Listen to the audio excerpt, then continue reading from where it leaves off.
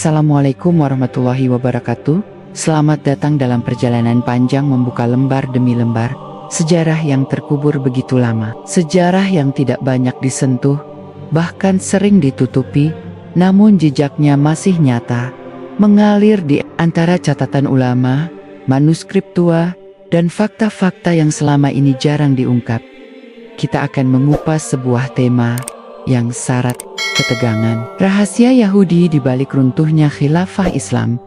Sejak awal Islam berdiri, musuh-musuh agama ini tidak pernah berhenti menyusun rencana. Allah telah memperingatkan umat Islam dalam Al-Quran, Surat Al-Baqarah, ayat 120. Orang-orang Yahudi dan Nasrani tidak akan rela kepadamu hingga kamu mengikuti agama mereka. Katakanlah, sesungguhnya petunjuk Allah itulah petunjuk yang benar. Ayat ini bukan sekadar kalimat, melainkan peringatan abadi bahwa makar musuh Islam akan terus berlanjut sepanjang zaman. Sejarah Islam mencatat, orang-orang Yahudi memainkan peran yang begitu rumit. Mereka tidak selalu menyerang dengan senjata, tetapi justru dengan strategi, infiltrasi, dan pengendalian dari dalam. Dari awal munculnya fitnah besar di masa sahabat, hingga keruntuhan khilafah Islam terakhir di Turki Utsmani, jejak mereka bisa ditelusuri dengan jelas. Mari kita tarik benang merahnya.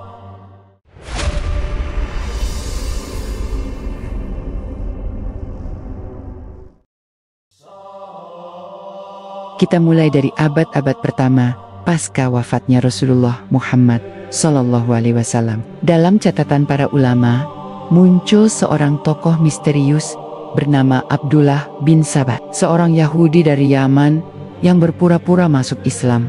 Ia tidak sekadar menjadi munafik biasa, tetapi melahirkan fitnah terbesar dalam sejarah awal Islam, perpecahan, politik, dan ideologi. Abdullah bin Sabah yang meniupkan isu-isu berbahaya, menghasut umat Islam agar memberontak kepada khalifah yang sah, bahkan menanamkan benih-benih kebencian yang akhirnya melahirkan sekte-sekte menyimpang. Ulama Ahlus Sunnah menegaskan bahwa perannya begitu sentral hingga perpecahan yang terjadi pada masa khalifah. Utsman bin Affan tidak bisa dilepaskan dari makar Yahudi ini. Bayangkan, dari seorang Yahudi yang menyamar menjadi Muslim, lahirlah narasi penuh fitnah yang akhirnya menumpahkan darah sahabat Nabi. Dari sini, kita melihat metode mereka masuk ke dalam tubuh umat Islam, memecah belah dari dalam, lalu menunggu umat ini saling melukai. Berabad-abad setelah itu, metode yang sama terus mereka gunakan. Ketika Daulah Abbasiyah berkuasa, dunia Islam sebenarnya berada di puncak peradaban. Baghdad menjadi pusat ilmu, perdagangan, dan kekuasaan. Tetapi di balik kejayaan itu, ada infiltrasi Yahudi yang sangat halus. Catatan sejarah menyebutkan bagaimana sebagian penasihat, tabib, dan pejabat penting yang beragama Yahudi berhasil masuk dalam lingkar kekuasaan. Mereka tidak sekadar bekerja, tetapi perlahan memengaruhi kebijakan. Ilmu filsafat Yunani yang dibawa masuk ke dunia Islam banyak diterjemahkan oleh orang-orang non-Muslim, dan sebagian di antaranya sengaja dipelintir hingga membuat umat Islam larut dalam perdebatan filsafat yang melemahkan iman dan akidah. Namun puncak persekongkolan mereka terlihat jelas saat bangsa Mongol menyerang Baghdad pada tahun ke-1258. Di balik penyerangan itu terdapat nama-nama Yahudi yang berperan sebagai penasihat hulagukan. Mereka berbisik di telinga penguasa Mongol, mendorong kehancuran Baghdad, dan akhirnya peradaban Islam porak-poranda. Para ulama Ahlus Sunnah mencatat tragedi itu sebagai salah satu episode paling kelam dalam sejarah Islam, di mana jutaan nyawa melayang, buku-buku ilmu dibakar, dan sungai Tigris menghitam oleh tinta kitab yang dihancurkan. Lagi-lagi, jejak Yahudi ada di balik bencana besar ini. Tetapi pertanyaan besar muncul, apakah makar mereka berhenti di situ? Jawabannya, tidak, bahkan justru makin rapi, makin sistematis, dan makin tersembunyi.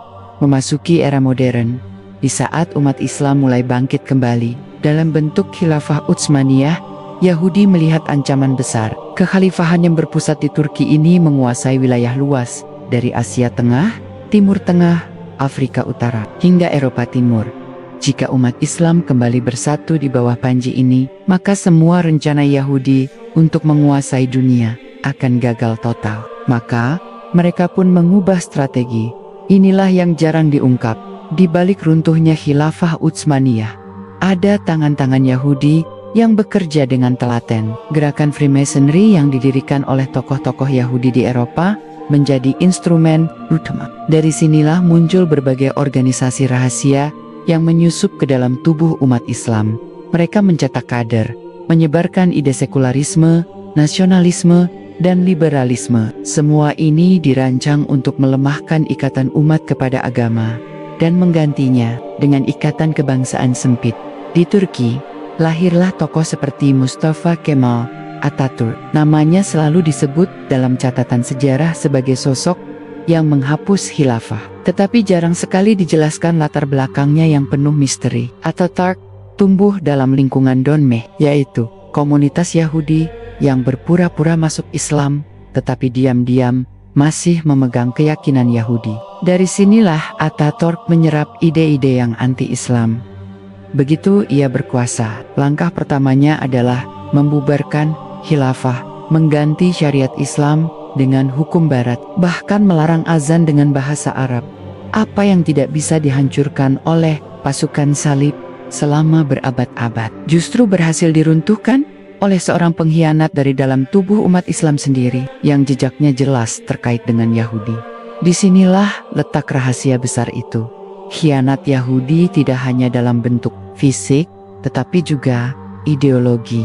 Mereka tahu kekuatan Islam bukan sekadar pada pasukan atau harta, melainkan pada persatuan akidah. Maka, mereka pun berusaha menghancurkan akidah ini melalui infiltrasi pemikiran dari liberalisme, sekularisme, hingga gerakan Zionisme modern. Semuanya lahir dari rahim orang-orang Yahudi yang memusuhi Islam. Dan fakta paling mencengangkan adalah sebagian besar pemimpin dunia barat yang mendukung berdirinya negara Israel adalah orang-orang yang sejak awal mendapat lobi Yahudi melalui organisasi rahasia Deklarasi Balfour tahun 1917 yang menjadi titik awal berdirinya negara Israel. Tidak mungkin terjadi tanpa runtuhnya khilafah Islam. Seolah-olah semua kepingan sejarah tersusun dengan rapi. Hancurnya khilafah membuka jalan bagi Yahudi untuk kembali ke tanah Palestina. Dan dari sanalah konflik panjang dimulai hingga hari ini.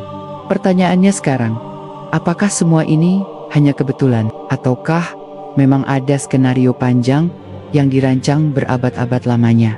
Setelah khilafah Islam runtuh pada tahun 1924, banyak yang mengira peristiwa itu hanya akibat kelemahan internal umat Islam, korupsi, atau karena pengaruh barat yang terlalu kuat. Tetapi jika kita menyelami catatan sejarah, membuka arsip-arsip lama, dan membaca analisis para ulama, serta peneliti muslim yang jujur, kita akan menemukan sesuatu yang lebih dalam. Ada pola teratur, ada tangan-tangan tersembunyi yang bekerja dalam senyap, yang semuanya menunjuk pada satu arah. Makar Yahudi Internasional, rahasia pertama yang jarang dibicarakan adalah bagaimana peran kelompok Yahudi Donmeh di Turki. Donmeh bukan Yahudi biasa. Mereka adalah pengikut seorang tokoh Yahudi abad ke-17 bernama Shabtai Taishave.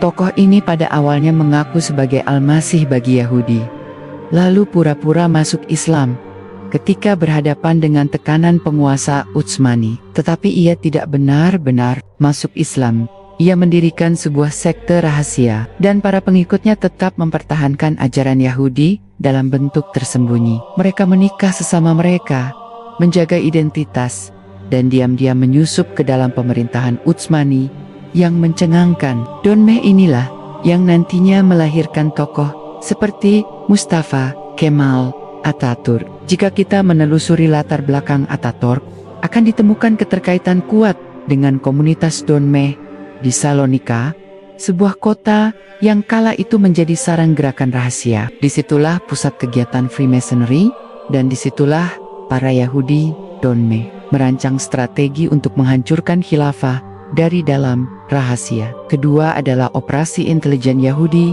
di Eropa yang menyusup ke dunia Islam.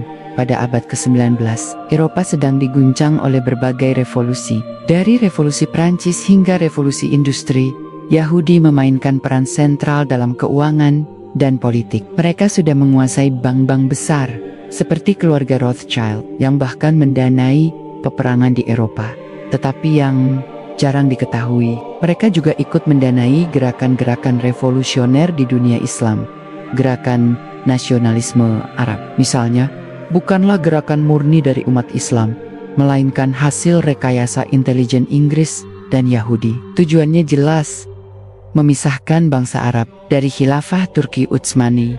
Di Mesir, muncul tokoh-tokoh intelektual yang dipengaruhi sekularisme. Sebagian besar mereka belajar di universitas barat atau mendapat beasiswa yang dananya berasal dari jaringan Yahudi internasional. Dari sinilah lahir pemikiran modernis yang cenderung melemahkan posisi syariat, mengagungkan barat, dan mengkritik keras sistem khilafah. Umat Islam yang sebelumnya bersatu dalam ikatan akidah, perlahan diarahkan untuk memandang dirinya sebagai bangsa terpisah. Bangsa Arab, bangsa Turki, bangsa Mesir, dan seterusnya. Nasionalisme ini adalah racun yang disuntikkan ke dalam tubuh umat Islam, dan Yahudilah yang paling diuntungkan. Rahasia ketiga adalah keterlibatan langsung Yahudi dalam Perang Dunia Pertama. Perang ini sering dianggap sebagai konflik antar bangsa Eropa, tetapi sebenarnya Yahudi memainkan peran kunci dalam menentukan hasil akhirnya. Salah satu fakta yang jarang diungkap adalah perjanjian rahasia antara Inggris dan Zionis Yahudi yang dikenal sebagai Deklarasi Balfour tahun ke-1917. Dalam deklarasi itu, Inggris menjanjikan tanah Palestina sebagai rumah nasional bagi bangsa Yahudi. Tetapi janji itu baru bisa terwujud jika khilafah Utsmani runtuh, sebab Palestina pada saat itu masih berada di bawah kekuasaan Islam.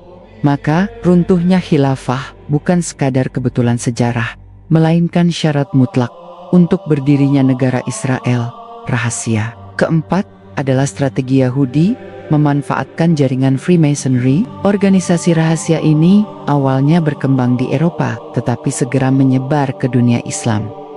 Di Istanbul, Kairo, dan Beirut, Loge-loge Freemason bermunculan. Para anggotanya terdiri dari tokoh elit yang kemudian memainkan peran besar dalam politik. Freemasonry mengajarkan ide-ide humanisme, kebebasan, dan persamaan. Tetapi di balik itu semua, ada agenda untuk merobohkan otoritas agama. Dengan bergabungnya tokoh-tokoh Islam dalam Freemasonry, tanpa disadari, mereka telah menjadi bagian dari skenario besar yang dirancang Yahudi untuk melemahkan Islam. Rahasia kelima adalah bagaimana mereka menargetkan tokoh-tokoh ulama. Yahudi memahami bahwa kekuatan umat Islam bukan pada istana, melainkan pada masjid. Maka strategi mereka adalah dua hal. Pertama, menyingkirkan ulama-ulama yang teguh, dan kedua, mendukung ulama-ulama palsu yang bisa diperalat. Dalam catatan sejarah, banyak ulama yang diasingkan, dipenjara, bahkan dibunuh karena menolak tunduk pada sistem sekular yang lahir setelah khilafah runtuh. Sebaliknya, muncul pula tokoh-tokoh yang diberi panggung, tetapi pemikirannya justru menjauhkan umat dari Islam. Semua ini adalah bagian dari proyek panjang untuk memutus hubungan umat Islam dengan ulama yang sejati.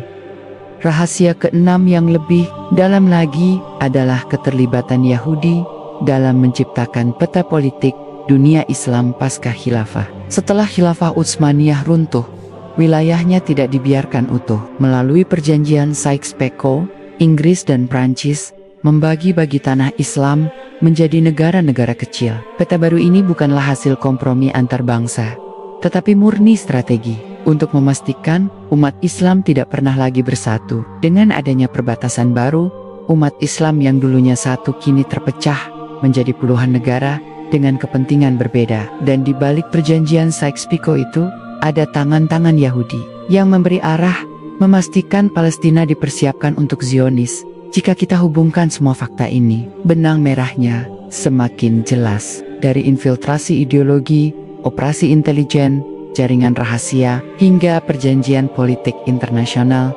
semuanya bergerak menuju satu tujuan, melemahkan Islam, meruntuhkan khilafah, dan mendirikan negara Israel di jantung dunia Islam.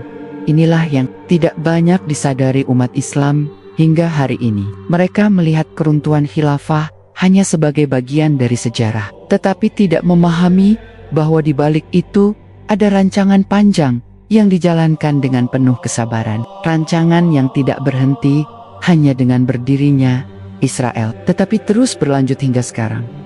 Pertanyaannya, jika semua rahasia ini sudah terbongkar, mengapa umat Islam tetap tidak bisa bersatu kembali? Siapa yang kini menjaga agar luka perpecahan itu terus terbuka? Dan bagaimana sebenarnya skenario Yahudi berikutnya setelah khilafah hancur? Setelah khilafah Islam benar-benar runtuh, rahasia besar lainnya perlahan muncul ke permukaan. Jika sebelumnya Yahudi berperan dalam menggoyahkan pondasi khilafah dari dalam, maka setelahnya mereka membangun sistem baru yang menjaga agar umat Islam tidak pernah lagi mampu mendirikan khilafah.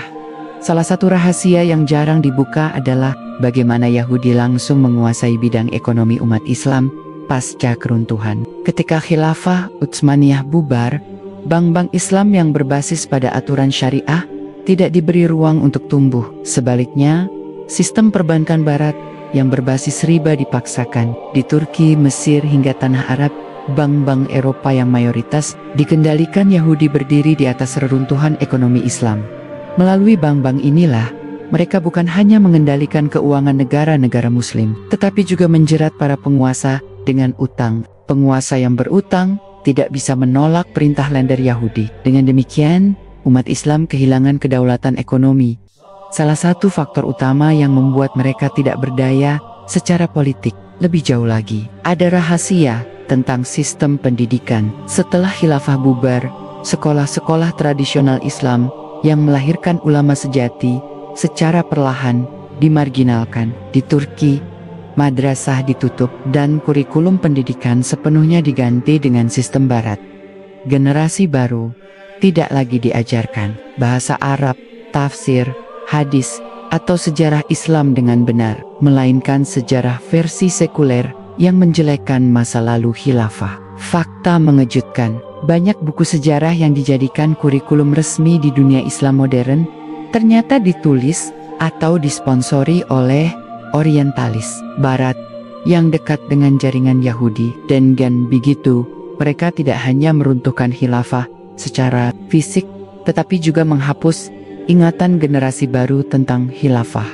Rahasia selanjutnya ada pada media. Setelah awal abad ke-20, koran dan majalah mulai menjadi sarana utama pembentuk opini.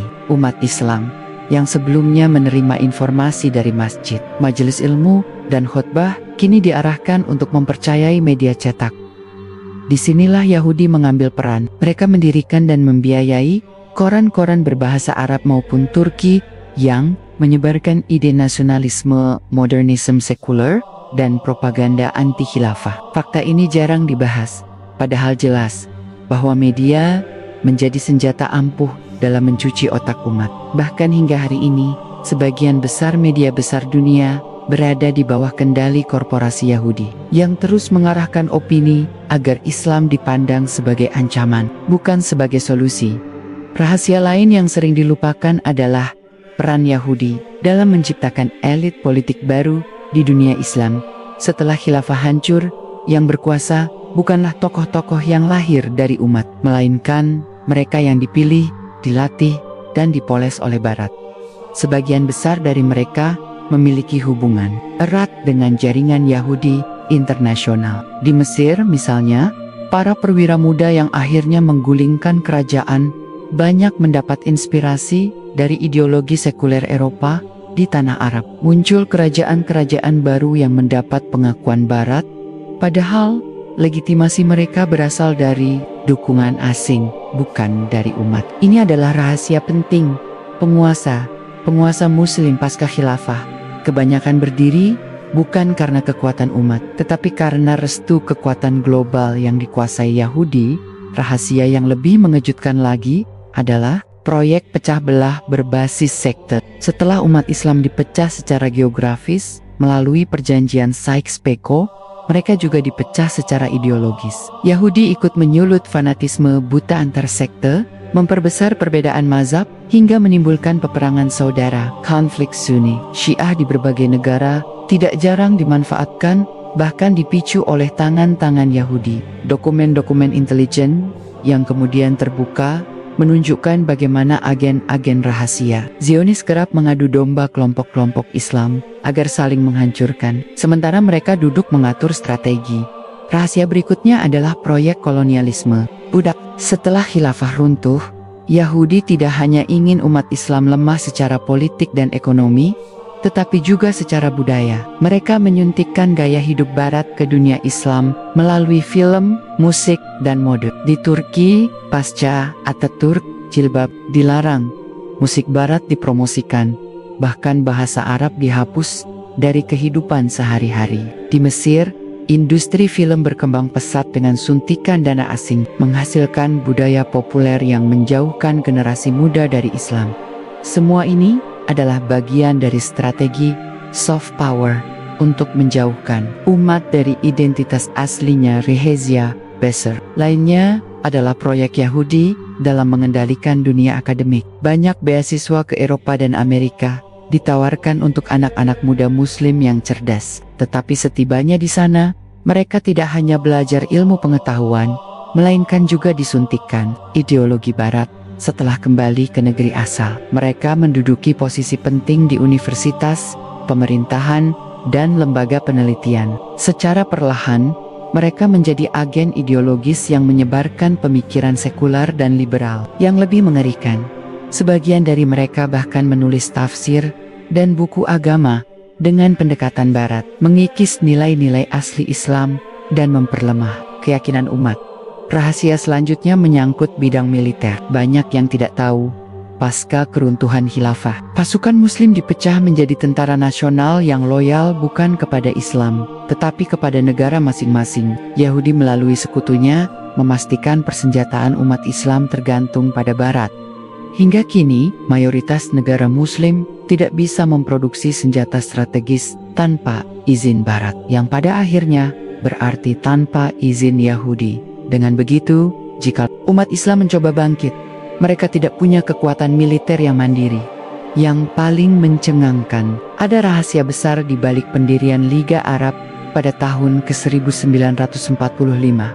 Organisasi ini sering dianggap simbol persatuan bangsa Arab. Tetapi jika kita teliti, pembentukannya justru berada dalam pengawasan Inggris yang saat itu sangat dipengaruhi lobi Yahudi. Liga Arab tidak pernah benar-benar bersatu. Dan nyatanya, sejak awal, ia lebih sering menjadi arena konflik kepentingan antar negara. Hal ini membuktikan, setiap lembaga yang seolah dibuat untuk menyatukan umat Islam, selalu ada tangan tersembunyi yang menjaganya tetap lemah.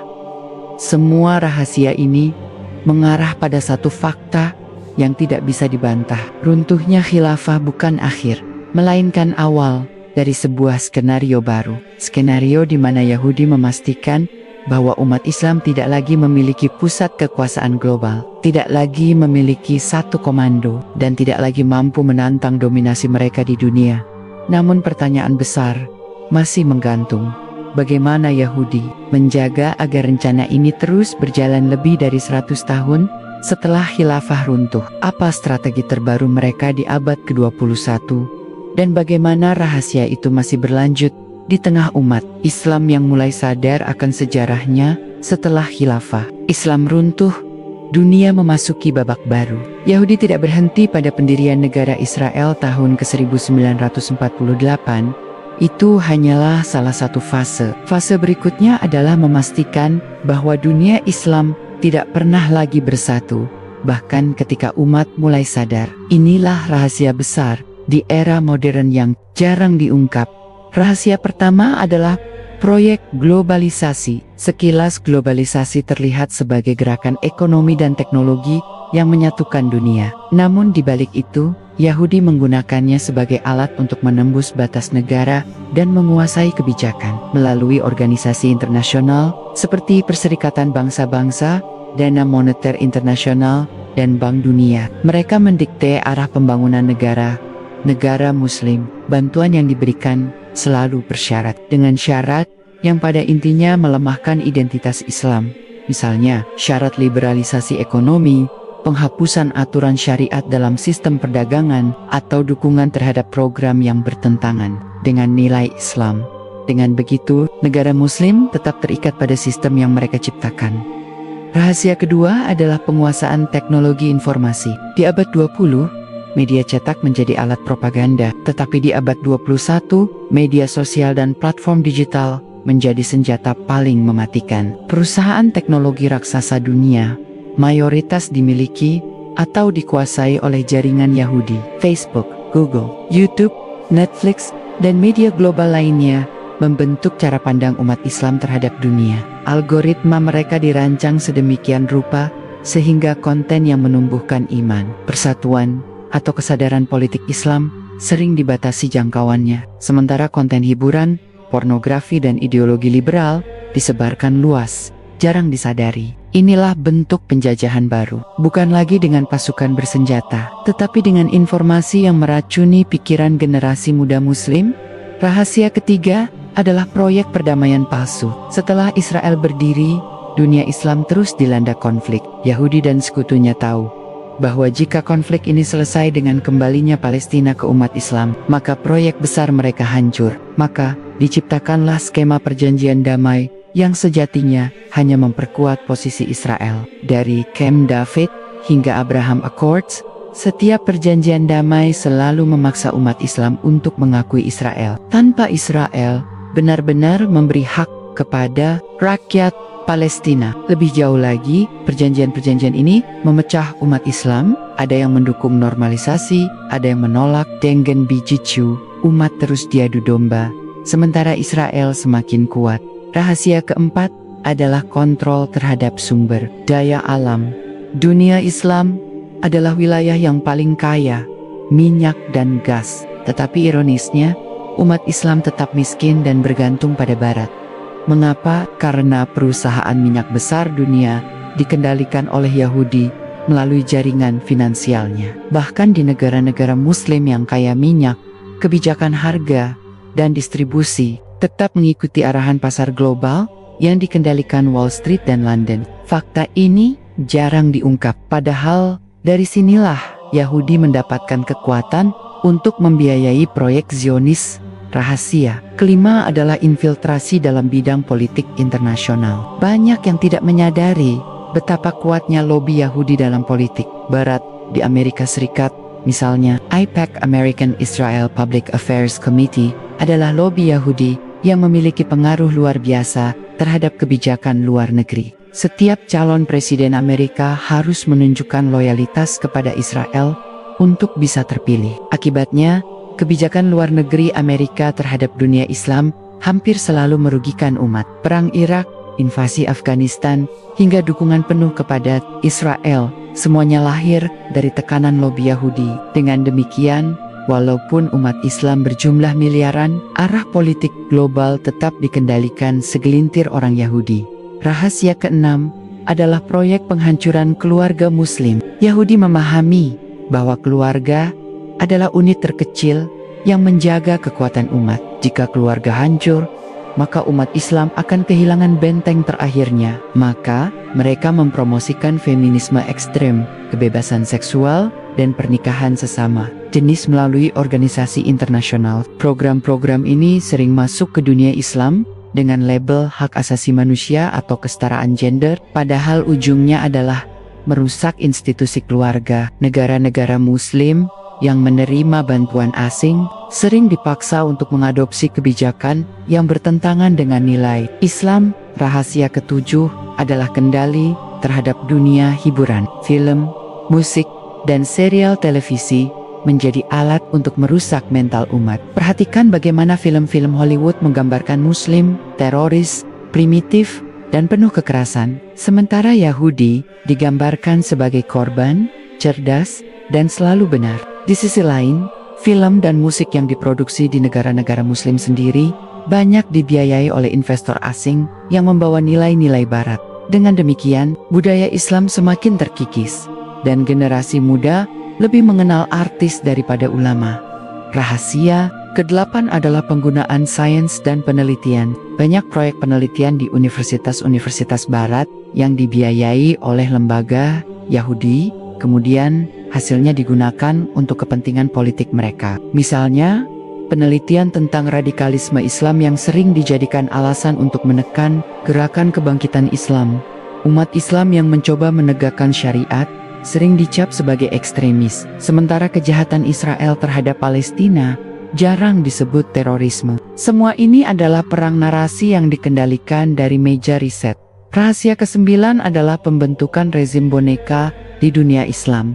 Banyak penguasa Muslim hari ini sejatinya tidak berdaulat. Mereka bergantung pada senjata, ekonomi, dan dukungan politik Barat.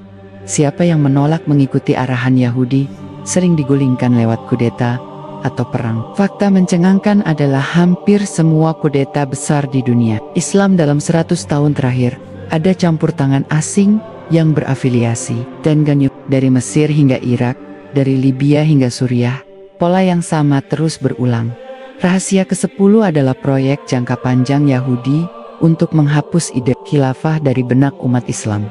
Mereka tahu, khilafah adalah satu-satunya sistem yang bisa menghalangi dominasi mereka. Maka, setiap gerakan yang berbicara tentang khilafah selalu dicap berbahaya, radikal, dan harus dihancurkan. Buku-buku sejarah Islam di sekolah modern hampir tidak pernah menyebutkan kejayaan khilafah, apalagi menjelaskan peran khilafah dalam melindungi umat. Denjen begitu, generasi Muslim tumbuh tanpa ingatan tentang masa keemasan mereka dan menganggap khilafah hanyalah romantisme masa lalu. Semua rahasia ini membentuk sebuah gambaran besar. Yahudi tidak hanya berperan dalam meruntuhkan khilafah Islam, tetapi juga memastikan agar khilafah tidak pernah kembali. Mereka menggunakan segala cara, ekonomi, pendidikan, media, politik, budaya, hingga teknologi. Umat Islam dijaga agar tetap terpecah, sibuk dengan masalah internal, dan lupa pada tujuan besar mereka. Namun satu pertanyaan masih tersisa. Jika semua rahasia ini terbongkar, bagaimana sebenarnya strategi terbaru Yahudi untuk abad 21 dan 22? Apakah mereka hanya ingin mempertahankan Israel atau ada proyek yang lebih besar? Membangun tatanan dunia di mana Islam hanya menjadi bayangan masa lalu setelah Perang Inggris, Prancis, dan jaringan Yahudi internasional menancapkan pengaruhnya. Rahasia besar berikutnya terkuak infiltrasi langsung ke dalam tubuh khilafah. Banyak orang mengira khilafah Utsmaniyah runtuh karena faktor militer semata. Padahal, jauh sebelum meriam dan peluru menghantam benteng-bentengnya, khilafah telah dilemahkan dari dalam oleh penyusupan agen-agen Yahudi yang bersembunyi di balik identitas Muslim atau sekuler modernis. Salah satu kelompok yang paling berpengaruh adalah Denme, yaitu komunitas Yahudi yang secara lahir mengaku masuk Islam di Turki, namun tetap setia pada ajaran Yahudi secara sembunyi. Mereka menjadi elit ekonomi, akademisi, bahkan pejabat tinggi yang perlahan mengarahkan politik Utsmani menjauh dari syariat. Tidak banyak orang tahu sebagian tokoh kunci dalam pergerakan yang Turks Turki muda yang akhirnya menggulingkan kekuasaan Sultan Abdul Hamid II berasal dari lingkaran Denme ini. Dengan kata lain, khilafah tidak hanya digempur dari luar, tetapi juga dirusak dari dalam melalui infiltrasi, ideologi, budaya, dan politik. Khazanah lain yang jarang diungkap adalah bagaimana perbankan Yahudi internasional ikut mengatur jatuhnya khilafah. Ketika khilafah Utsmani terjerat utang besar akibat perang dan pembangunan, bank-bank Eropa yang dikendalikan keluarga Rothschild dan jaringan Yahudi menjadi penolong yang justru mengikat leher Utsmani dengan utang berbunga tinggi. Ironisnya, demi melunasi utang itu, banyak aset khilafah harus dilepas atau dikendalikan pihak asing. Inilah jebakan yang membuat khilafah kehilangan kedaulatan finansial. Padahal, tanpa kekuatan ekonomi, sebuah imperium sebesar apapun bisa dihancurkan tanpa perang besar. Strategi Yahudi berikutnya adalah menciptakan perpecahan internal lewat nasionalisme. Sebelum abad ke-19, umat Islam memandang diri mereka satu tubuh di bawah khilafah. Tidak peduli mereka orang Arab, Turki, Kurdi, atau Albania. Namun, lewat propaganda modern yang disusupkan melalui sekolah-sekolah sekuler, media cetak, dan tokoh-tokoh boneka, muncul semangat palsu. Kebangsaan lebih penting daripada agama. Kaum Arab digiring untuk percaya bahwa mereka harus lepas dari penjajahan Turki. Kaum Turki diprovokasi agar merasa lebih unggul dari bangsa lain. Kaum Balkan didorong untuk memisahkan diri dengan alasan identitas etnis. Semua ini adalah proyek terencana agar umat Islam tidak lagi melihat diri mereka sebagai satu umat, melainkan bangsa-bangsa terpisah yang mudah dipecah belah. Ketika Sultan Abdul Hamid II menolak tawaran Theodor Herzl, tokoh Zionis, untuk menjual tanah Palestina sebagai kompensasi pelunasan utang khilafah, hal itu menjadi titik balik. Penolakan itu membuat jaringan Zionis internasional bertekad penuh menjatuhkan khilafah, karena keberadaan khilafah menjadi penghalang terbesar bagi berdirinya negara Yahudi di Palestina. Maka sejak saat itu, semua energi Zionis diarahkan untuk menggulingkan Abdul Hamid II. Tidak mengherankan, kudeta yang menyingkirkan sang sultan didukung penuh oleh jaringan Yahudi, DNM, dan sekutu barat mereka.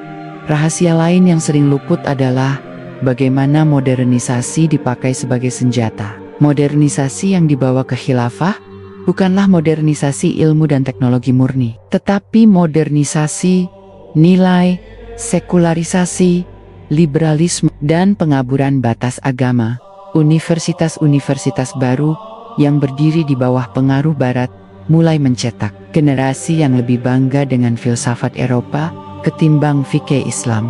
Buku-buku Yahudi dan orientalis diterjemahkan untuk merusak pemahaman sejarah umat. Bahkan, kurikulum sekolah sengaja diarahkan agar pemuda Islam tumbuh dengan identitas nasionalis sekuler, bukan identitas Muslim.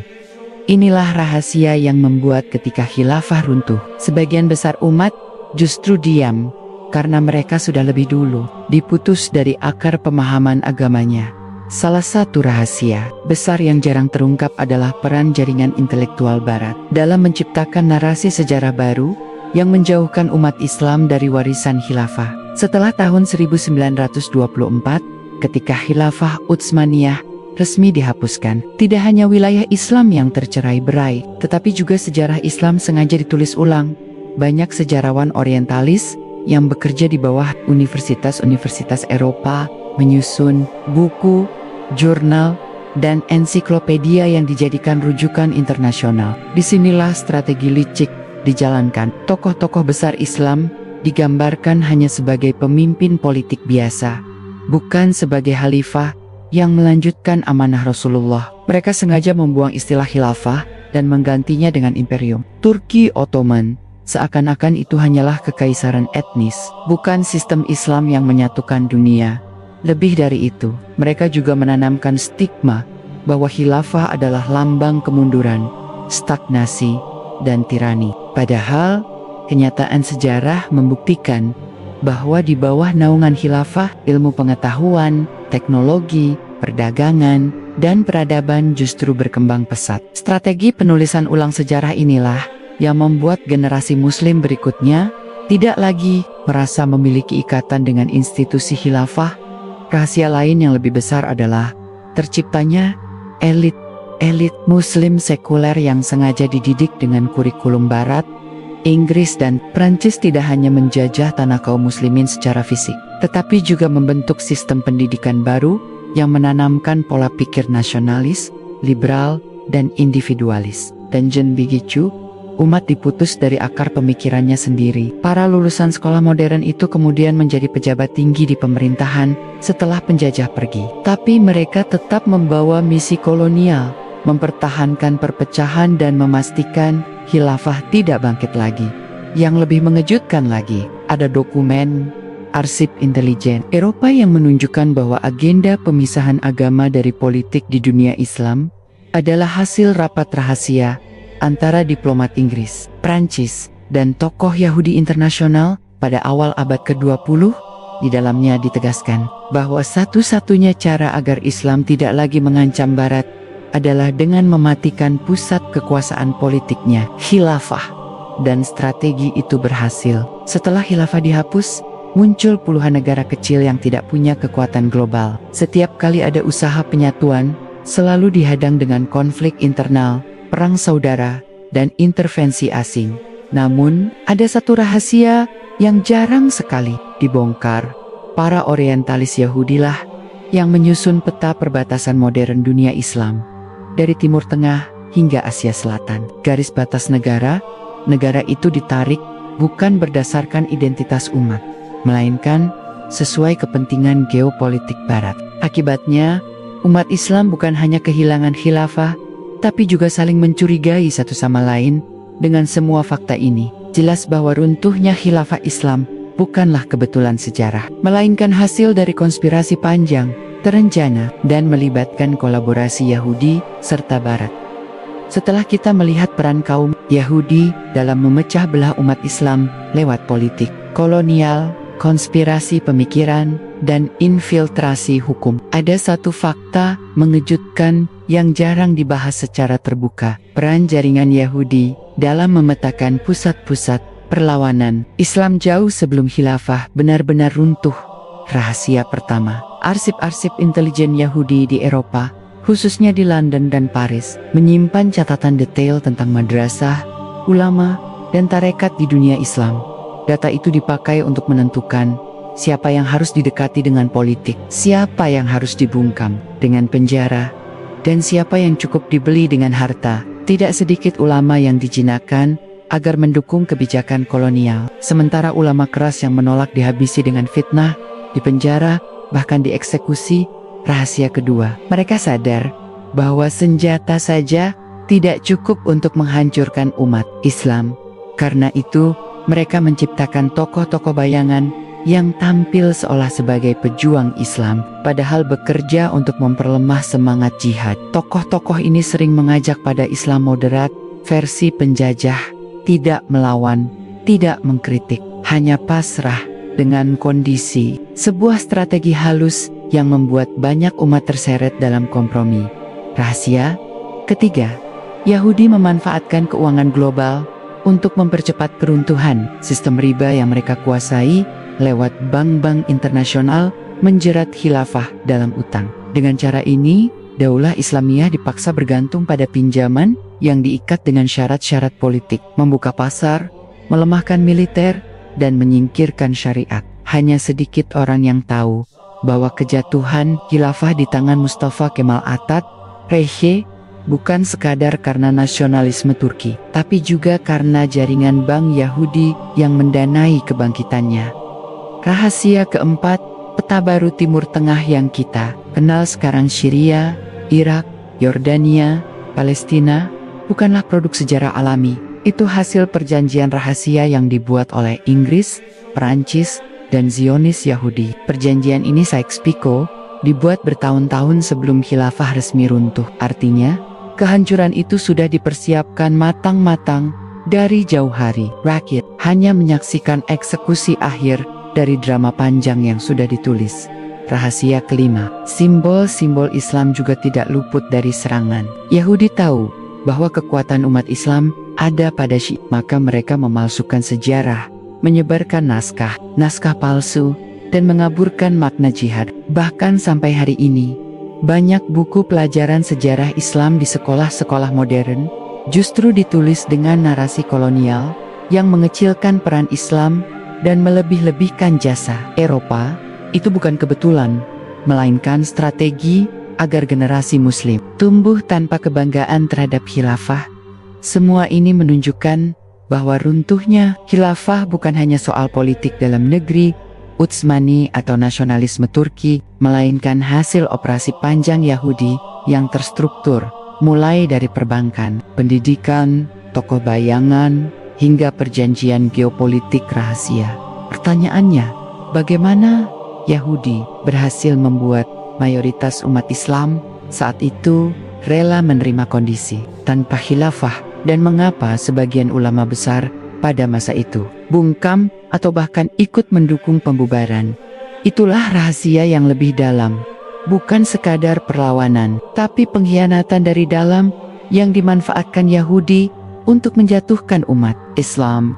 Setelah menyingkirkan Utsmaniyah lewat tekanan politik, ekonomi, dan militer, ada satu langkah besar yang lebih mencengangkan: penciptaan batas-batas negara baru. Inilah salah satu rahasia paling besar yang jarang disadari banyak orang. Perjanjian Sykes-Picot 1916 yang dibuat secara rahasia antara Inggris dan Prancis dengan restu Rusia bukan hanya sekadar kesepakatan geopolitik. Ia adalah peta baru untuk memecah Islam menjadi puluhan entitas kecil yang saling berseteru. Rahasia yang jarang dibongkar adalah dokumen Sykes-Picot pertama kali bocor ke publik, bukan oleh Muslim, tapi oleh kaum Bolshevik Rusia setelah revolusi ke 1917. Namun sayangnya, meski dunia Muslim tahu rencana ini, mereka tetap tak mampu menghentikan implementasinya. Artinya, kekuatan Yahudi yang bersembunyi di balik Inggris tetap berhasil mengeksekusi rencana jangka panjangnya. Selanjutnya, kita menemukan peristiwa yang lebih mengejutkan. Deklarasi Balfour ke 1917, surat singkat Arthur Balfour kepada Lord Rothschild, bukan sekadar janji politik, tetapi sebuah legitimasi resmi dari pemerintah Inggris kepada Yahudi internasional untuk membangun tanah air di Palestina. Rahasia yang jarang diungkap adalah bahwa isi deklarasi ini sengaja dibuat kabur. Ia tidak menyebut negara Yahudi secara eksplisit, melainkan homeland tanah air. Kaburnya bahasa ini adalah taktik untuk menenangkan kaum Muslim agar tidak terlalu curiga, sekaligus membuka jalan perlahan bagi terbentuknya Israel kelak. Namun, apa hubungannya dengan keruntuhan khilafah? Jawabannya ada pada fakta mengejutkan berikut. Balfour Declaration tidak akan pernah bisa terjadi jika khilafah masih tegak. Selama Sultan Abdul Hamid II masih berkuasa, ia menolak keras permintaan Zionis untuk membeli tanah Palestina. Tetapi setelah khilafah hancur, Yahudi mendapatkan apa yang mereka idamkan berabad-abad lamanya: akses legal, politik, dan militer untuk mencaplok Palestina. Rahasia lain yang tak banyak dibicarakan: banyak pejabat elit Utsmaniyah terakhir ternyata sudah menjadi agen ganda. Beberapa di antaranya terhubung dengan DNM, komunitas Yahudi yang pura-pura masuk Islam di wilayah Turki. Pengikut Sabutay Zavi, mereka menempati posisi strategis di dalam tubuh negara, memengaruhi keputusan dari dalam. Hal ini mempercepat keruntuhan, karena musuh tidak lagi menyerang hanya dari luar, tetapi justru menggerogoti dari dalam. Dan ketika khilafah resmi dibubarkan pada 1924 oleh Mustafa Kemal, jaringan Yahudi internasional segera bergerak. Mereka memastikan pendidikan dan sejarah Islam dipisahkan dari politik. Mereka mendorong lahirnya nasionalisme Arab, Turki, Mesir, Syam, dan lainnya. Mereka menghapus kesadaran umat bahwa dulu ada satu kesatuan yang menyatukan lebih dari 50 bangsa Muslim. Inilah rahasia besar yang sering ditutup-tutupi, bahwa keruntuhan khilafah bukan hanya sekadar akibat kelemahan internal umat Islam, tapi juga hasil operasi canggih jaringan Yahudi internasional yang bekerja ratusan tahun, dari infiltrasi ekonomi, manipulasi politik, hingga rekayasa budaya. Kebangkitan Yahudi modern menuju Tanah Suci tidak lepas dari peran kolonialisme Barat, Inggris, Prancis, Jerman, hingga Rusia pada abad ke-19 mulai memainkan politik global yang mengubah wajah Timur Tengah. Namun, di balik semua itu, Yahudi internasional sudah menyiapkan langkah matang, menjadikan kekuatan kolonial sebagai kendaraan untuk membuka jalan menuju Palestina. Salah satu momen paling penting adalah Deklarasi Balfour ke 1917. Inggris sebagai penguasa wilayah Palestina setelah runtuhnya Kesultanan Utsmaniyah secara resmi menyatakan dukungan bagi berdirinya tanah air nasional bagi orang Yahudi. Banyak yang tidak sadar, deklarasi ini tidak lahir begitu saja. Puluhan tahun sebelumnya, lobi Zionis di Eropa sudah mengincar momentum melemahnya Islam akibat Perang Dunia I. Theodore Herzl, pendiri gerakan Zionisme modern, sejak 1897 sudah menggelar Kongres Zionis pertama di Basel, Swiss. Disitulah peta jalan perebutan Palestina dirancang, mulai dari penggalangan dana, pembelian tanah secara sistematis, hingga penciptaan opini global bahwa Yahudi berhak kembali ke tanah leluhur. Ironisnya, sebagian besar tanah yang dibeli oleh kaum Yahudi kala itu bukan langsung dari rakyat Palestina, melainkan dari tuan tanah Arab yang tinggal jauh dari sana dan rela menjualnya karena tergiur uang.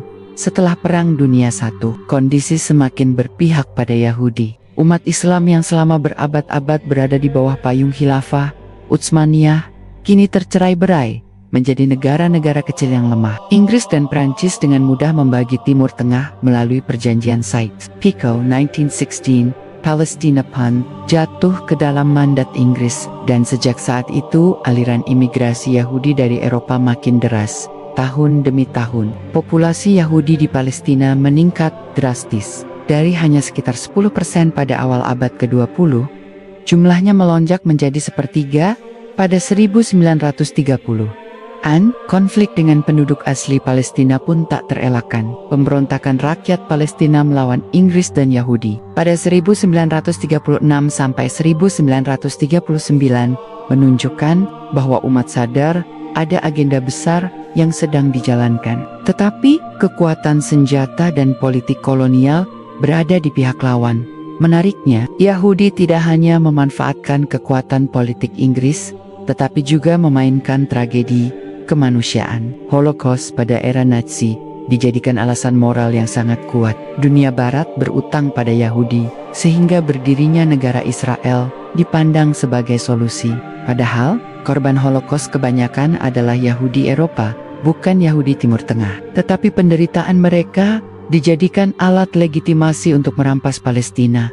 Akhirnya, pada tahun 1948, Israel diproklamasikan sebagai sebuah negara. Hanya sehari setelah Inggris resmi angkat kaki dari Palestina, dalam waktu singkat, ratusan ribu rakyat Palestina terusir dari tanah mereka sendiri, peristiwa yang hingga kini dikenal sebagai Nakbah, malapetaka besar. Namun, yang jarang diungkap adalah bahwa semua ini bukanlah sekadar hasil dari Perang Dunia atau penderitaan Holocaust. Semua ini merupakan buah dari perencanaan berabad-abad lamanya, di mana janji Tuhan kepada Bani Israel dimanipulasi untuk kepentingan politik dunia. Yahudi internasional berhasil menggunakan agama sebagai alat, sejarah sebagai justifikasi, dan penderitaan sebagai senjata untuk meraih simpati global. Tapi, kisah ini belum berakhir. Israel yang berdiri pada 1948 hanyalah langkah awal. Rencana lebih besar masih disimpan rapat. Bukan sekadar mendirikan sebuah negara, melainkan menjadikannya pusat kekuasaan dunia. Peran Yahudi dalam meruntuhkan khilafah tidak berhenti hanya pada aspek militer, ideologi, dan finansial. Ada satu sektor lain yang jarang diungkap, tetapi menjadi senjata yang paling halus sekaligus paling mematikan. Propaganda media dan pembentukan opini publik. Inilah titik di mana kekuatan Yahudi benar-benar menguasai arah dunia, termasuk dunia Islam yang tengah rapuh akibat kolonialisme. Sejak abad ke-18, Eropa dilanda gelombang revolusi pemikiran yang kemudian dikenal dengan nama Aufklärung atau Enlightenment. Yahudi yang telah lama dilarang mengakses jabatan pemerintahan dan akademisi justru menemukan jalan melalui dunia pers, percetakan, dan perdagangan buku. Mereka mendirikan penerbit, menguasai surat kabar, dan menjadi penulis ulung yang memengaruhi opini masyarakat luas. Dengan media ini, mereka memulai kampanye besar-besaran melawan agama, tradisi, dan sistem politik lama yang kebetulan saat itu diwakili oleh Kekaisaran Ottoman bagi umat Islam.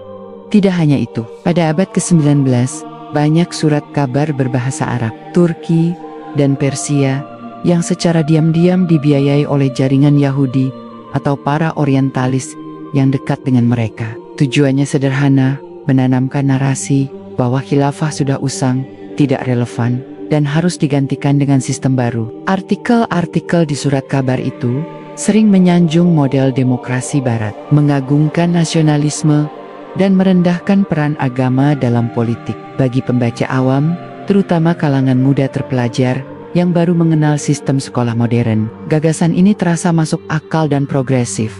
Di Istanbul sendiri, sejumlah jurnalis dan penulis yang menjadi bagian dari gerakan Young Turks sangat dipengaruhi oleh pemikiran sekuler yang berakar dari jaringan Yahudi Eropa melalui majalah, brosur, dan pertemuan intelektual. Mereka menggiring opini bahwa Islam harus tetap menjadi agama pribadi, tetapi negara harus dikelola secara modern, terlepas dari agama. Narasi inilah yang kemudian berkembang menjadi ideologi sekularisme yang merobek kekuasaan khilafah dari dalam. Lebih jauh lagi, Yahudi juga sangat piawai memainkan senjata rumor dan fitnah. Mereka menyebarkan cerita-cerita bohong tentang kelemahan Sultan Abdul Hamid II, menggambarkannya sebagai diktator yang anti kemajuan. Padahal sang sultan justru sedang berjuang mempertahankan tanah Palestina agar tidak jatuh ke tangan mereka. Media menjadi alat untuk menciptakan citra buruk tentang kepemimpinan Islam, sehingga dunia luar, bahkan sebagian rakyat muslim sendiri, mulai memandang khilafah dengan sinis. Ketika akhirnya Sultan Abdul Hamid IX digulingkan tahun 1909, media barat dan media sekuler di dunia Islam sama-sama menampilkan narasi yang senada. Runtuhnya kepemimpinan lama adalah sebuah kemenangan bagi kebebasan dan modernitas. Padahal kenyataannya, itu adalah pintu gerbang menuju hancurnya persatuan umat. Beberapa dekade setelahnya, narasi media terus dilanjutkan untuk membentuk opini baru bahwa identitas umat Islam harus kembali kepada bangsa, bahasa, dan suku masing-masing, bukan lagi kepada Islam universal. Dan disinilah letak salah satu rahasia besar yang jarang disinggung. Runtuhnya khilafah bukan hanya hasil pertempuran politik, tetapi juga hasil rekayasa opini yang didesain dengan cermat oleh jaringan Yahudi dan sekutu mereka. Mereka memahami bahwa kekuatan sejati bukan sekadar pada pedang atau uang, tetapi pada kemampuan menguasai cara manusia berpikir dan merasakan. Pertanyaannya sekarang, setelah khilafah benar-benar runtuh tahun 1924, bagaimana strategi Yahudi mengatur langkah berikutnya untuk memastikan umat Islam tidak lagi bangkit dalam satu kepemimpinan? Apakah mereka berhenti di titik itu, atau justru memulai agenda baru yang jauh lebih licik? Namun, sekalipun dunia Yahudi menyambut keruntuhan khilafah dengan euforia, mereka masih menghadapi satu tantangan besar. Umat Islam yang tidak sepenuhnya tunduk pada skenario Barat dan Yahudi. Di banyak negeri Muslim, meskipun khilafah runtuh, ajaran Islam masih hidup, para ulama masih mengajarkan tauhid, dan rakyat masih menolak tunduk sepenuhnya pada perintah penjajah. Inilah yang membuat rencana Yahudi memasuki babak baru, recap internal umat Islam. Mereka sadar, selagi Islam dipeluk dengan kesadaran penuh, selagi ulama masih memegang peran sentral, mereka tidak bisa sepenuhnya menguasai umat. Maka, jalan yang ditempuh adalah mengubah Islam dari dalam. Salah satu proyek yang paling berbahaya adalah munculnya gerakan sekularisasi yang memisahkan agama dari kehidupan. Sistem hukum syariat yang dulu mengikat seluruh sendi masyarakat Islam perlahan digantikan oleh hukum Barat. Pendidikan Islam dipinggirkan, diganti kurikulum sekuler yang menjauhkan generasi muda dari sejarah Islam. Bahkan, sejarah khilafah dan kejayaan Islam nyaris dihapus dari buku pelajaran agar umat Islam kehilangan memori kolektif tentang siapa mereka sebenarnya. Disinilah pengaruh Yahudi terasa paling halus, namun paling dalam. Melalui intelektual lokal yang terbaratkan, mereka menanamkan ide bahwa Islam hanyalah urusan masjid, sementara urusan negara dan politik harus diserahkan pada hukum buatan manusia. Strategi ini perlahan membentuk generasi yang asing terhadap agamanya sendiri dan lebih bangga dengan budaya asing daripada warisan Islam. Namun, meski rencana ini berjalan jauh, Islam tidak pernah benar-benar padam. Dari Maroko hingga Indonesia, dari Turki hingga Mesir, selalu ada kelompok kecil yang menolak arus, menjaga warisan Rasulullah, dan terus berjuang mengingatkan umat pada janji Allah. Satu hal yang membuat Yahudi tidak pernah tenang adalah janji. Dalam Al-Quran, mereka hendak memadamkan cahaya Allah dengan mulut tipu daya mereka. Tetapi Allah tetap menyempurnakan cahayanya, walaupun orang-orang kafir membencinya. Quran Surat Asy-Syaff ayat 8. Keruntuhan khilafah hanyalah satu episode dari perjalanan panjang umat ini. Yahudi boleh saja menganggap kemenangan ada di tangan mereka, tetapi sejarah belum selesai. Mereka tahu, dalam kitab-kitab mereka sendiri, tercatat bahwa akan datang satu umat yang membawa cahaya akhir zaman. Dan itulah umat Nabi Muhammad. Setelah kejatuhan khilafah, Utsmaniyah benar-benar terjadi.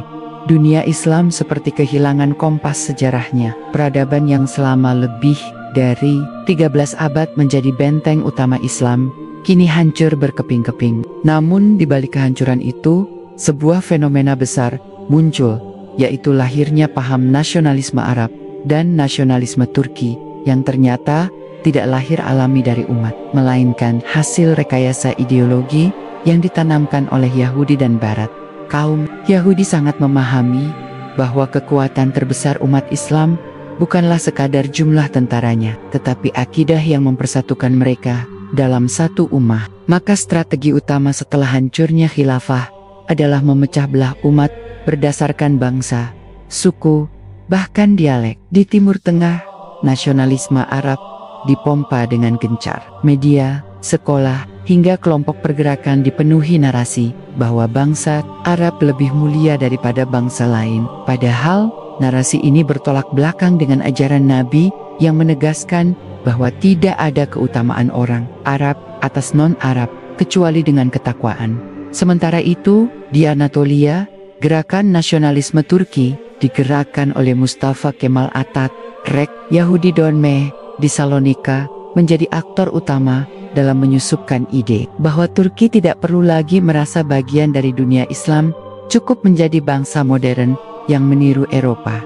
Maka, pada tahun-tahun setelah runtuhnya khilafah, Atatürk menghapus syariat Islam dari hukum negara, melarang azan dengan bahasa Arab, dan menutup madrasah tradisional.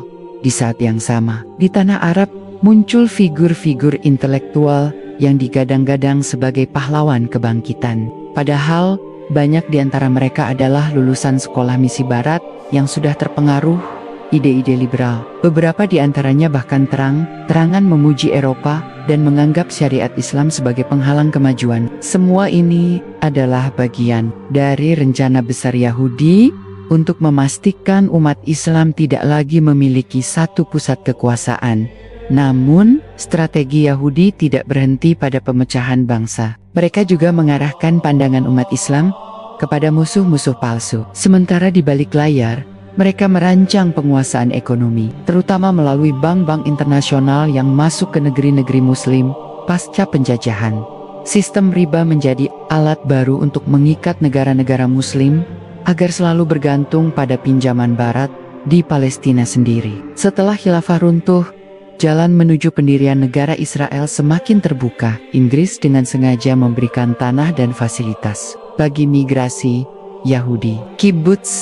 Kibbutz Yahudi dibangun, sementara penduduk Palestina perlahan digusur. Ironisnya, banyak pemimpin Arab yang seharusnya membela Palestina justru sibuk dengan perebutan tahta, terpengaruh janji-janji jabatan dari Inggris dan Prancis. Apa yang paling mengerikan dari semua ini adalah kenyataan bahwa runtuhnya khilafah bukan sekadar akhir sebuah kerajaan, tetapi awal dari era perbudakan modern umat Islam. Perbudakan bukan lagi dengan rantai dan cambuk, tetapi dengan hutang, sekat-sekat nasionalisme, dan propaganda media yang mengubah cara berpikir generasi muda. Namun, masih ada pertanyaan besar, mengapa rencana Yahudi untuk menguasai tanah suci bisa begitu cepat berjalan setelah runtuhnya khilafah? Apakah karena lemahnya umat? Ataukah ada pengkhianatan dari dalam yang jauh lebih dalam dari yang kita bayangkan?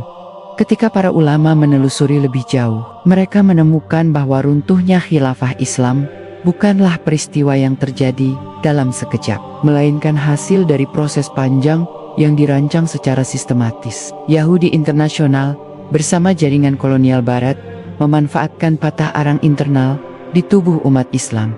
fitnah, perpecahan, dan pengkhianatan menjadi alat yang dipakai untuk melemahkan umat dari dalam. Salah satu strategi paling berbahaya adalah penyusupan melalui ideologi modern yang dibungkus indah. Nationalism, secularism, sosialisme, semua itu dijajakan ke negeri-negeri Muslim oleh kaum intelektual yang sudah terpengaruh pemikiran Barat. Padahal sebelumnya umat Islam bersatu di bawah panji satu akidah, satu syariat, dan satu khilafah. Namun, konsep persatuan itu diganti dengan slogan bangsa Arab, bangsa Turki, atau bangsa Mesir. Inilah siasat Yahudi, memecah umat Islam agar mudah dikendalikan.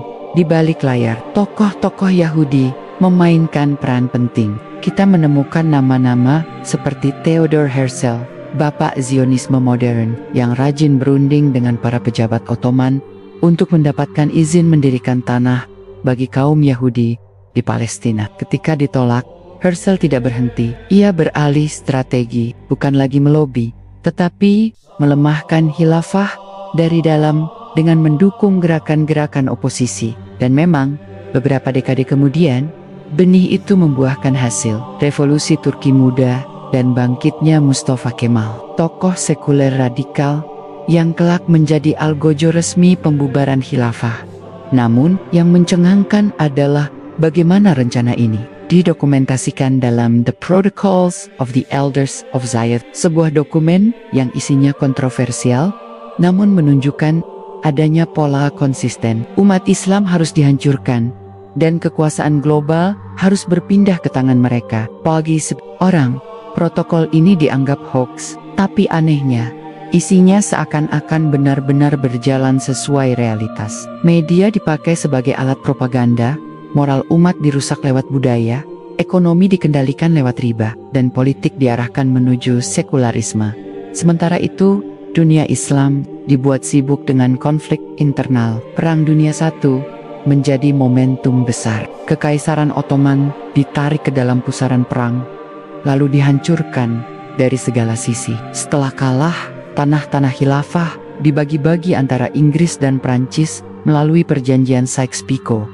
Ironisnya, di saat umat Islam masih bingung dan terpukul, kaum Yahudi justru mendapatkan hadiah.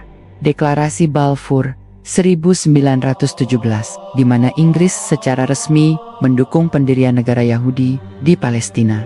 Dari sini terlihat jelas bahwa runtuhnya khilafah bukan semata-mata karena kelemahan internal, tapi karena ada persekongkolan besar. Umat Islam dipaksa kehilangan pusat kepemimpinan global, sementara Yahudi perlahan mendapatkan jalan menuju pendirian Israel. Pertanyaan pun muncul, apakah semua ini hanya kebetulan sejarah, atau memang sesuai dengan janji Allah dalam Al-Quran, bahwa Bani Israel akan terus berusaha membuat kerusakan di muka bumi hingga akhir zaman?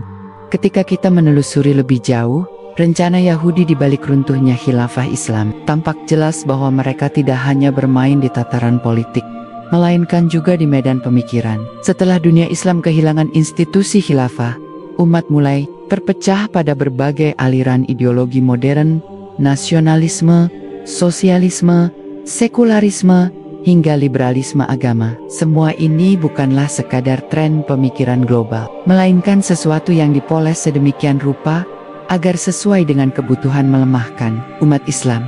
Di Mesir, muncul gerakan nasionalisme Arab yang digaungkan tokoh-tokoh seperti Jamal Abdul Nasser. Sekilas terlihat heroik dengan perlawanan terhadap kolonialisme, namun dalam praktiknya, nasionalisme justru menggantikan ukhuwah Islamiyah dengan ikatan etnis. Proyek Pan-Arab tidak pernah berhasil, sementara persatuan Islam semakin jauh. Tokoh-tokoh Yahudi dan simpatisan mereka yang tersebar di Eropa dan Amerika memberi dukungan pada ide nasionalisme karena mereka tahu itu adalah pisau bermata dua bagi umat Islam, melawan Barat secara simbolis, tetapi sekaligus menghancurkan fondasi khilafah.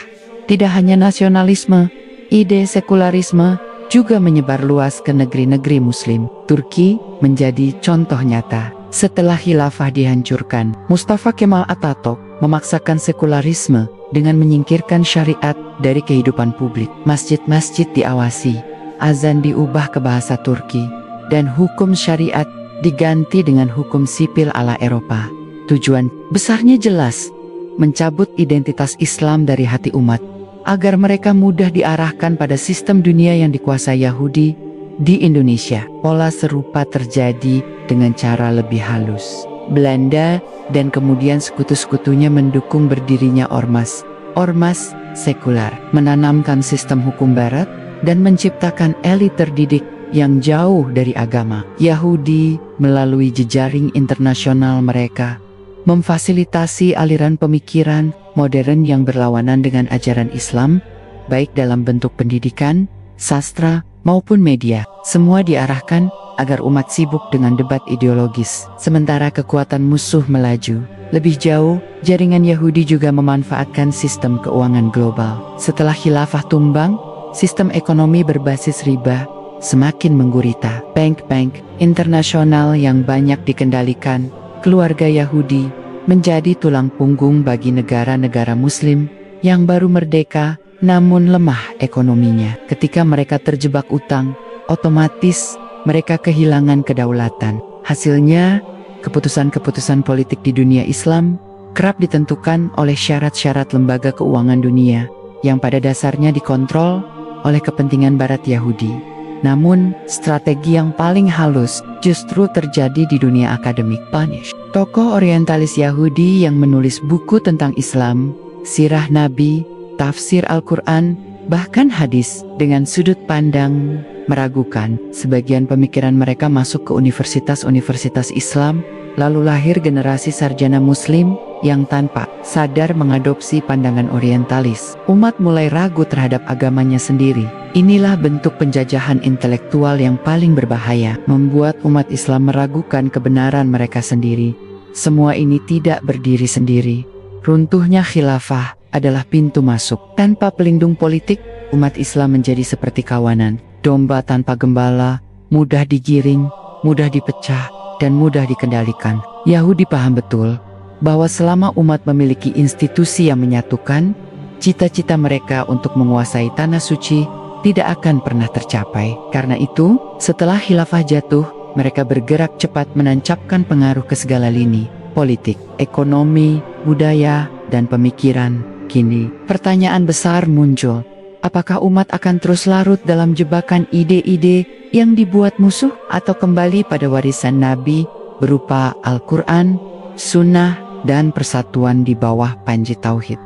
Dalam fase berikutnya dari sejarah ini, Yahudi tidak hanya bermain dari balik bayangan, tetapi mulai menancapkan pengaruh langsung ke dalam tubuh umat Islam yang sedang rapuh. Setelah khilafah Utsmaniyah benar-benar dibubarkan tahun 1924, dunia Islam tidak lagi memiliki satu pusat otoritas yang kuat. Inilah saat yang ditunggu-tunggu oleh kaum Yahudi internasional, sebuah kesempatan emas untuk menciptakan tatanan dunia baru yang sesuai dengan kepentingan mereka. Di Turki, Mustafa Kemal Atatürk segera menjalankan program sekularisasi ekstrem. Masjid-masjid ditutup, azan diubah bahasanya, jilbab dilarang, dan hukum Islam digantikan dengan hukum Barat. Tetapi yang jarang dibicarakan adalah banyak kebijakan Atatürk selaras dengan agenda Yahudi global. Dokumen-dokumen lama menunjukkan bahwa Atatürk memiliki hubungan erat dengan kalangan Donmeh, yaitu komunitas Yahudi yang secara lahiriah berpura-pura masuk Islam, tetapi diam-diam tetap mempertahankan keyakinan Yahudi mereka. Dari situlah, jaringan Yahudi punya jalur langsung untuk memengaruhi arah politik Turki pasca khilafah. Di sisi lain, Inggris dan Prancis sebagai pemenang Perang Dunia I memainkan peran vital. Mereka membagi-bagi wilayah bekas kekuasaan khilafah Utsmaniyah melalui perjanjian Sykes-Picot. Palestina jatuh ke bawah mandat Inggris, sebuah langkah yang bukan kebetulan. Di sanalah Zionis Yahudi mulai melakukan migrasi besar-besaran untuk menyiapkan pendirian negara Israel. Semua ini tidak mungkin terjadi jika khilafah masih tegak, karena keberadaan khilafah adalah penghalang utama bagi proyek Yahudi tersebut.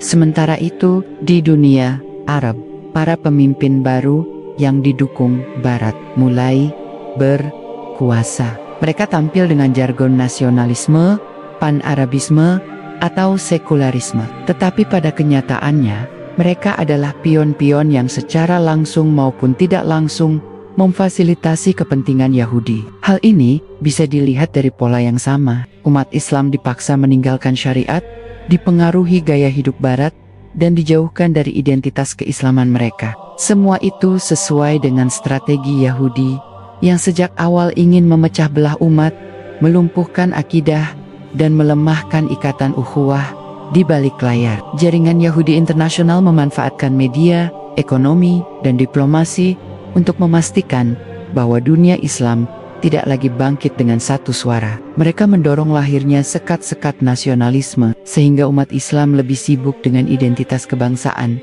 daripada persatuan iman. Lebih jauh lagi, bank-bank Yahudi ikut masuk dan mendikte ekonomi negara-negara baru. Sistem riba yang jelas diharamkan Islam menjadi dasar bagi pembangunan ekonomi modern jika ditelusuri. Semua ini adalah rangkaian yang saling terhubung. Penggulingan khilafah, pembagian wilayah Islam, migrasi Yahudi ke Palestina, sekularisasi, dan penetrasi ekonomi. Semua berjalan sesuai rencana panjang Yahudi. Mereka tahu bahwa tanpa hancurnya khilafah, mustahil Israel bisa berdiri di tanah suci. Maka, proyek ini adalah bukti paling nyata bahwa ada kekuatan yang dengan teliti merancang sejarah untuk kepentingan mereka. Pertanyaannya sekarang, mana strategi itu terus berjalan di abad 20 dan 21? Apakah mereka berhenti setelah berhasil mendirikan Israel, atau justru punya agenda yang lebih jauh untuk dunia Islam? Babak berikutnya yang mencengangkan adalah ketika para pemimpin Yahudi mulai memainkan kartu politik dengan lebih agresif, jika sebelumnya mereka masih mencoba berdiri di balik bayang-bayang kekuatan Eropa. Kini mereka secara terang-terangan menjadi arsitek di balik runtuhnya Khilafah Utsmaniyah. Salah satu strategi mereka adalah mengendalikan perang opini dunia. Surat kabar di Eropa dan Amerika yang sebagian besar dikuasai pengusaha Yahudi mulai gencar menggambarkan Utsmaniyah sebagai orang sakit dari Asia. Mereka melukiskan khilafah sebagai kekuatan barbar yang menghalangi modernisasi dunia. Publik Eropa yang sebelumnya tidak peduli pada politik Turki perlahan mulai mendukung gagasan agar wilayah-wilayah Utsmaniyah dicabik-cabik.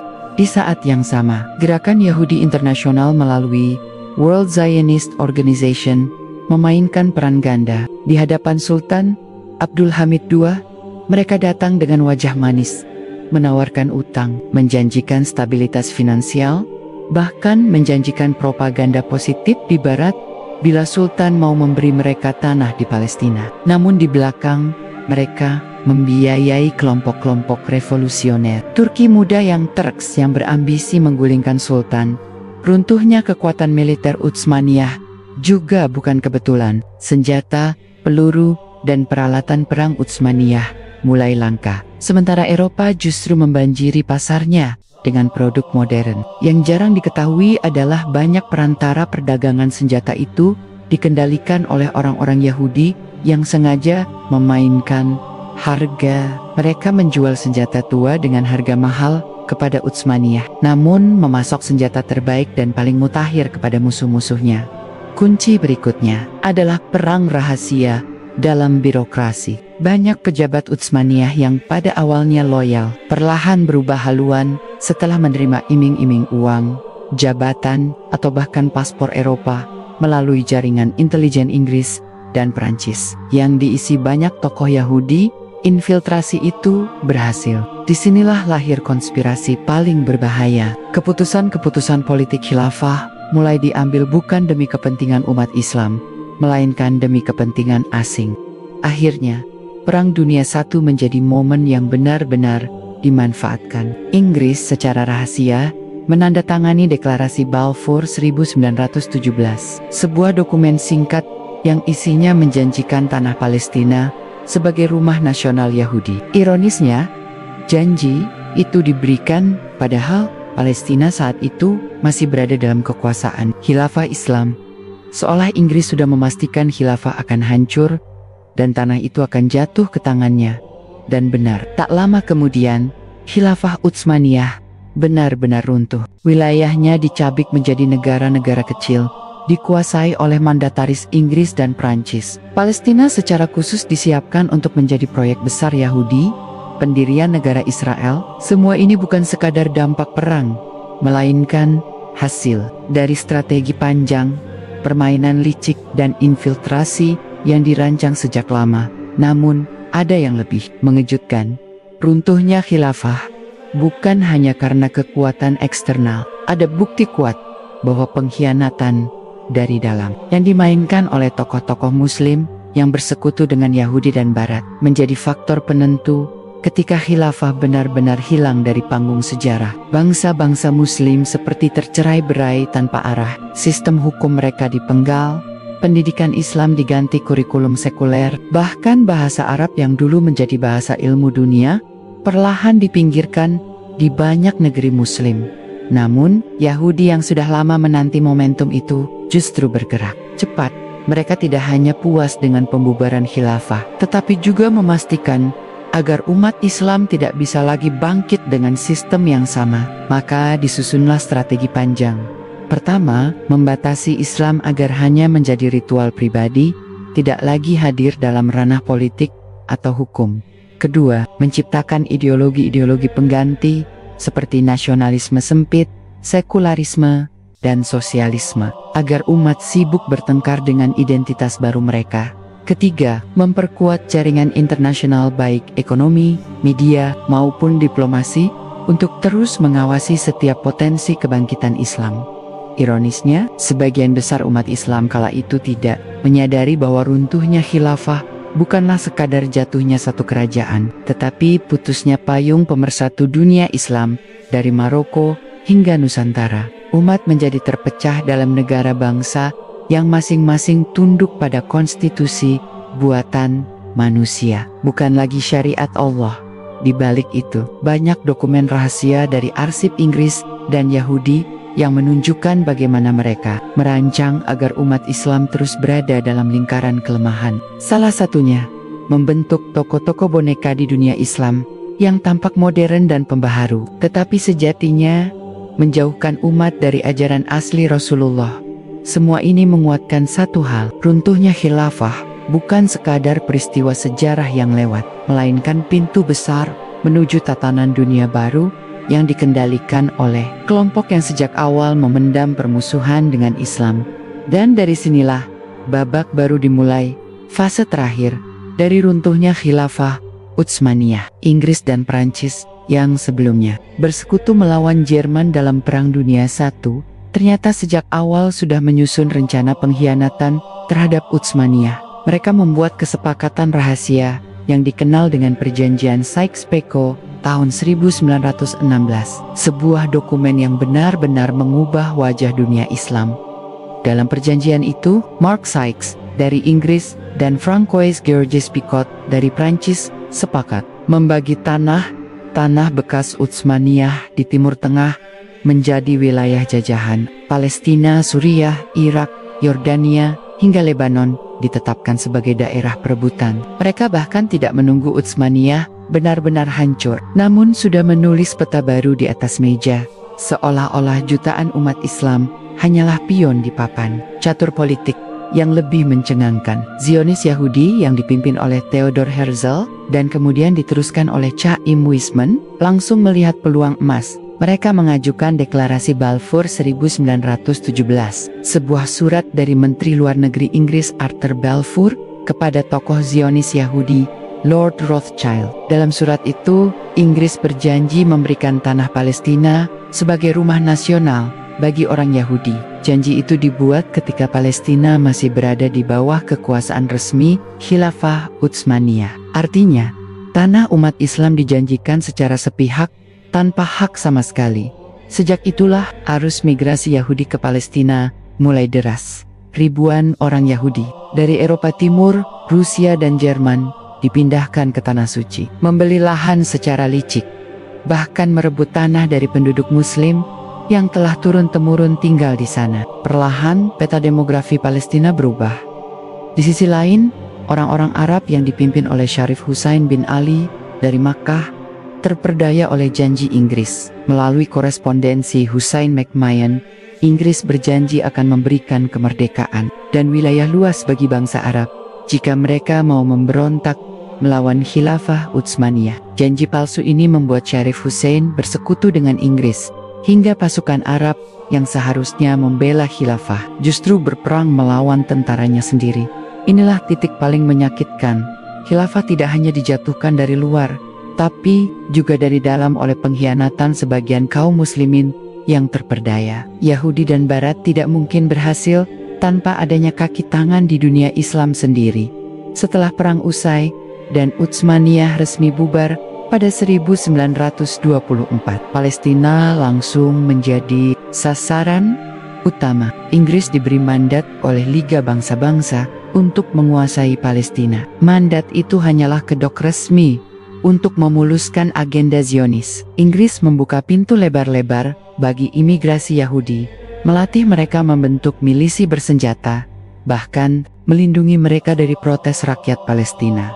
Sementara itu, umat Islam masih terpecah belah. Negara-negara baru yang lahir dari pecahan khilafah sibuk dengan urusan internal masing-masing. Palestina berjuang sendiri, meski sesekali ada perlawanan rakyat. Namun, kekuatan politik dunia sudah dikuasai oleh aliansi Yahudi Barat. Yang lebih ironis, umat Islam tidak hanya kehilangan Palestina, tapi juga kehilangan payung besar khilafah yang selama 1300 tahun menjadi simbol persatuan mereka. Tanpa khilafah, dunia Islam ibarat tubuh tanpa kepala, mudah dikendalikan dari luar dan tidak lagi memiliki satu suara dalam menghadapi musuh.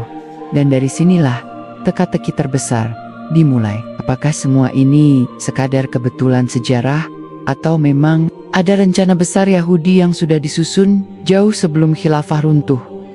Kita telah sampai pada bagian akhir perjalanan dokumenter panjang ini.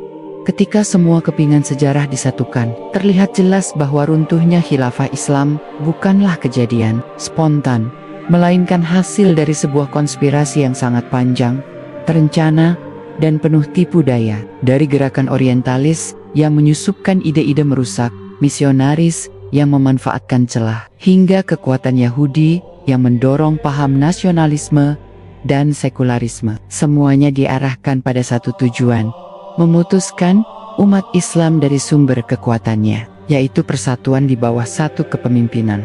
Namun, di balik kehancuran itu, ada janji Allah yang tidak pernah batal. Allah berfirman bahwa Dia akan menolong hambanya yang berpegang teguh pada agamanya. Dan sejarah membuktikan, meskipun khilafah tumbang, Islam tidak pernah padam. Umat Islam terus bangkit di berbagai belahan dunia, mempertahankan iman, ilmu, dan dakwah.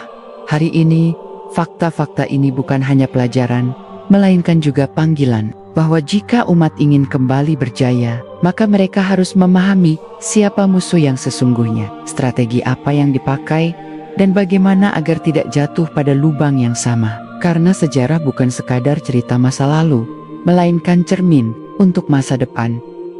Demikianlah dokumenter ini, rahasia Yahudi di balik runtuhnya khilafah Islam. Semoga membuka mata, menggugah hati, dan menguatkan iman kita semua. Wassalamualaikum warahmatullahi wabarakatuh.